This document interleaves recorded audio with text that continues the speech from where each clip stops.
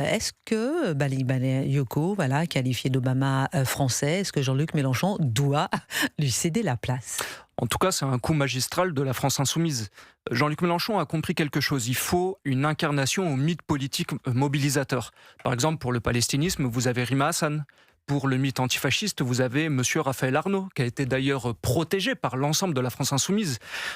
Et là, il manquait, une incarnation au principe de Nouvelle-France. Jean-Luc Mélenchon aime se vendre comme maghrébin européen, il le dit à longueur de meeting, mais bon, ça prenait pas trop. Et là, vous avez cette figure de Monsieur Bagayoko qui émerge, une figure positive, assez rayonnante. D'ailleurs, c'est les qualificatifs qu'on emploie pour le comparer à Monsieur Obama. Et donc, ça lui permet d'avoir une personnalité qui peut élargir aussi son électorat. Et ça, c'est intéressant parce que le mythe palestinien est le mythe, on va dire, antifasciste. Ça lui permet de consolider son socle. C'est intéressant, ces trois personnalités, Et effectivement, oui, exactement. ces trois angles que vous définissez. Il y a une dialectique, en fait, si vous voulez. Et d'ailleurs...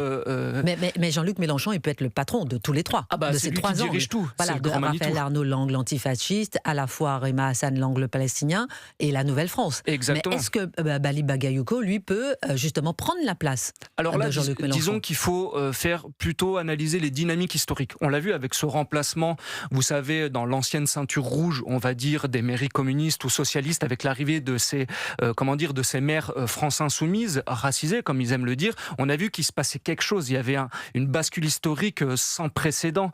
Et d'ailleurs, ça nous donne, une prémonition pour l'avenir. Oui, Madame Cluzel l'a très bien dit, il y a une volonté de rupture avec le porte-parole. Et là, je pense qu'il faut même faire, il faut remonter aux années 80 avec SOS Racisme.